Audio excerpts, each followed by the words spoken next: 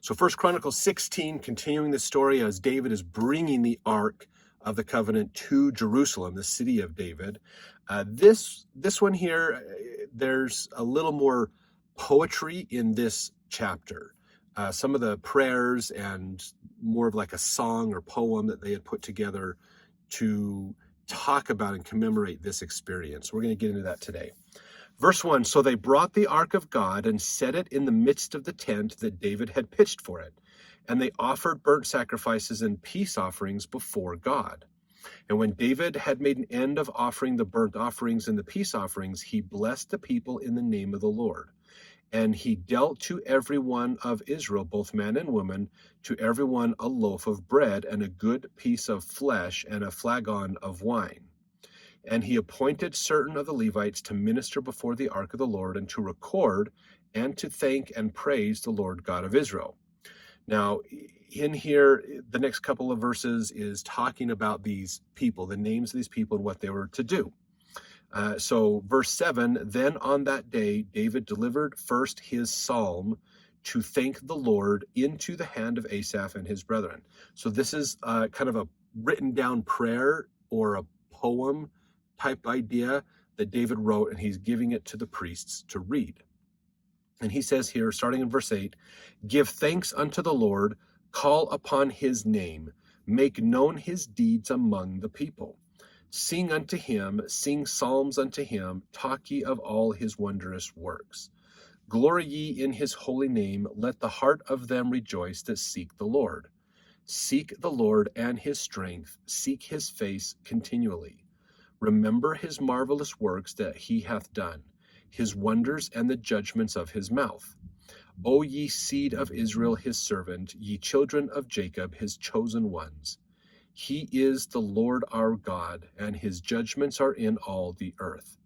Be ye mindful always of his covenant, the word which he commanded to 1,000 generations, even the covenant which he made with Abraham and of his oath unto Isaac, and hath confirmed the same to Jacob for a law, and to Israel for an everlasting covenant, saying, unto thee will I give the land of Canaan, the lot of your inheritance, when ye were but few, even a few, and strangers in it. And when they went from nation to nation, and from one kingdom to another people, he suffered no man to do them wrong. Yea, he reproved kings for their sakes, saying, touch not mine anointed, and do my prophets no harm. Sing unto the Lord all the earth, show forth from day to day his salvation. Declare his glory among the heathen, his marvelous works among all nations. For great is the Lord, and greatly to be praised. He also is to be feared above all gods. For all the gods of the people are idols, but the Lord made the heavens. Glory and honor are in his presence. Strength and gladness are in his place. Give unto the Lord, ye kindreds of the people. Give unto the Lord glory and strength. Give unto the Lord the glory due unto his name. Bring an offering and come before him. Worship the Lord in the beauty of holiness. Fear before him all the earth. The world also shall be stable, that it be not moved. Let the heavens be glad, let the earth rejoice, and let men say among the nations, the Lord reigneth. Let the sea roar, and the fullness thereof. Let the fields rejoice, and all that is therein. Then shall the trees of the wood sing out at the presence of the Lord, because he cometh to judge the earth. O give thanks unto the Lord, for he is good, for his mercy endureth forever. And say ye, save us, O God of our salvation, and gather us together and deliver us from the heathen, that we may give thanks to thy holy name and glory in thy praise. Blessed be the Lord God of Israel forever and ever. And all the people said, Amen, and praised the Lord. So that was the psalm or the poem or written prayer that David delivered to the priests to be read for the people, basically. So some really cool ideas and concepts that he talks about in here. One thing that's important to understand about the Psalms, and we're going to talk more about this when we get into the book of Psalms, is poetry seems different to these people than it would to us.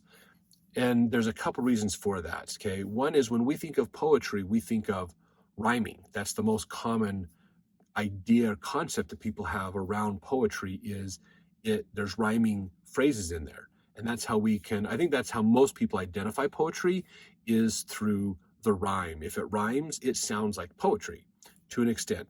There really are different forms of poetry out there. There's different styles and things you can do, like for instance, a haiku. That's more of a Japanese form of poetry.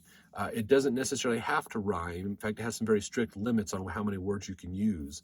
But it gives you a framework to express an idea through it, basically. And so it puts a little emphasis or pressure on how you can express that idea based on the style of poetry that you're using. One thing that's important to understand about this is this poetry was written in ancient Hebrew. Okay, more of almost an Aramaic language, maybe not quite back to King David's time, but more of a Hebrew or those kinds of things. Aramaic was more of a language during the time of Christ, but that's the language it was written in. So the poetry makes more sense in that language. Okay, it might not sound as easily rhymed together in English as it would in that more original language. So you just have to understand that there's a bit of a change in that the translation goes through that makes it not feel as much of as what we would consider poetry today. The other thing you have to realize is poetry doesn't have to literally rhyme. Oftentimes, especially in Old Testament times, poetry used similar concepts. So if you think about the concepts that they're teaching, they'll use similar concepts, and that's how you know it's poetry, is they're bringing in these different concepts, basically. Rather than rhyming the words, they're connecting the thoughts and ideas. So that is just a couple of ideas to think about as you go through that. If you want, go back and watch this section again as you think about that, listen to it again or read through it again, and it might make even more sense to you this time as you go through it. So a couple of things that I wanted to just bring up about this. One is, of course, he starts with giving thanks. Giving thanks, the wondrous works of God, glory ye in his name, seek the Lord for strength, remember his marvelous works. So he's really starting this out with giving praise to God and framing things in, God has helped us and blessed us tremendously, which is good, giving thanks. That's an important part of the process of prayer that the Savior talks about in the New Testament. When you address God, you give thanks, then you ask for things, and then you close. So he's following in somewhat of a similar pattern by starting off with a lot of thanking, which makes sense, especially if you are talking with God. You want to let him know that you acknowledge how much he's helped you. And then they get into more of course, reminding the people of what's going on. So like in verse 15, be ye mindful always of his covenant. This is important. The covenant. And I'm so glad that David brings this up. This is the covenant. We know this by the name of the Abrahamic covenant. But it's important to understand that this covenant didn't start with Abraham.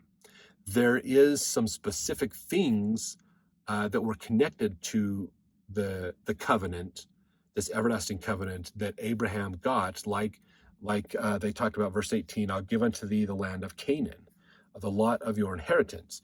So that was something that was a little more specific to Abraham and his literal descendants, that they would get this promised land.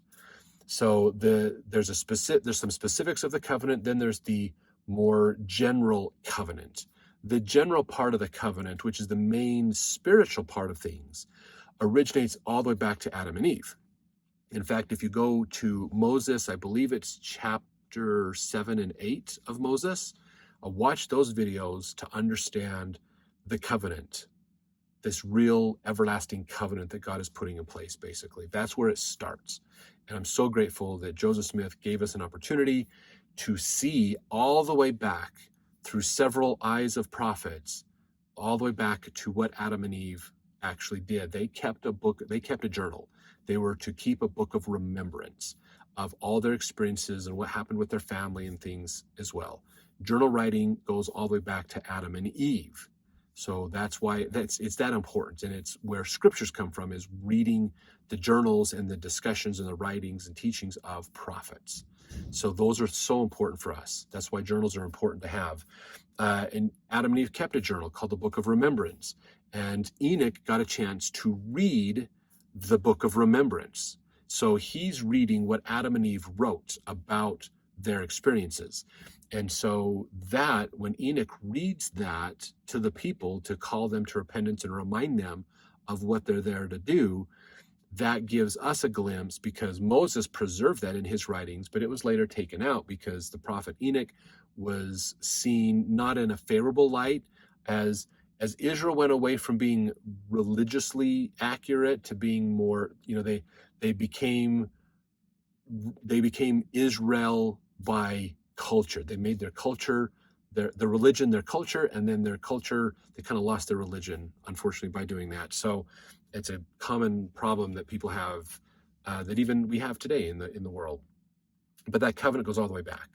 Okay, so that's an important. Go watch those videos to get more into that. It's really cool stuff. But he's mentioning that the importance of this covenant, and that's what he's bringing up in here as well. Even though they were small, Israel was a small nation. There wasn't much people there. They were trapped in Egypt for centuries as slaves. Then they were let loose from Egypt finally by the help of God, and then they were given this great land. So they've grown into a huge nation, but God has protected the people and has helped them out.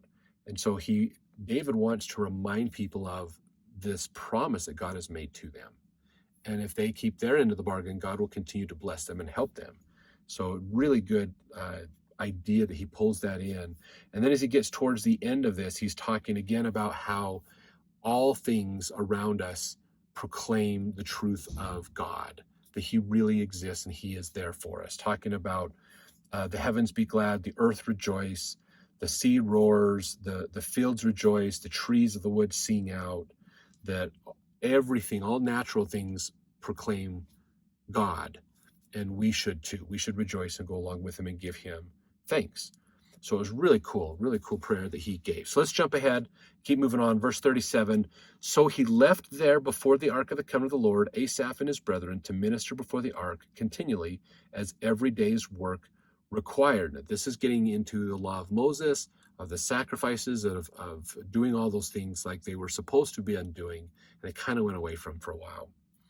Verse 38, and Obed-Edom with their brethren, 68, Obed-Edom, also the son of Jeduthun, and Hosea to be porters, and Zadok the priest and his brethren the priests, before the tabernacle of the Lord in the high place that was at Gibeon, to offer burnt offerings unto the Lord upon the altar of the burnt offering continually morning and evening, and to do according to all that is written in the law of the Lord, which he commanded Israel.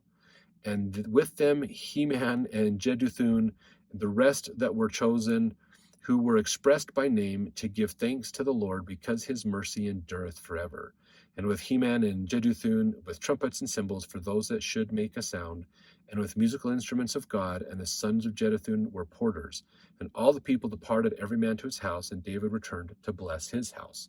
So they've reestablished the law of Moses. They've reestablished the sacrifices and putting things in place, and the priests doing their oblations regularly, and all these things, kind of going back to the original ways of doing things that they were supposed to do.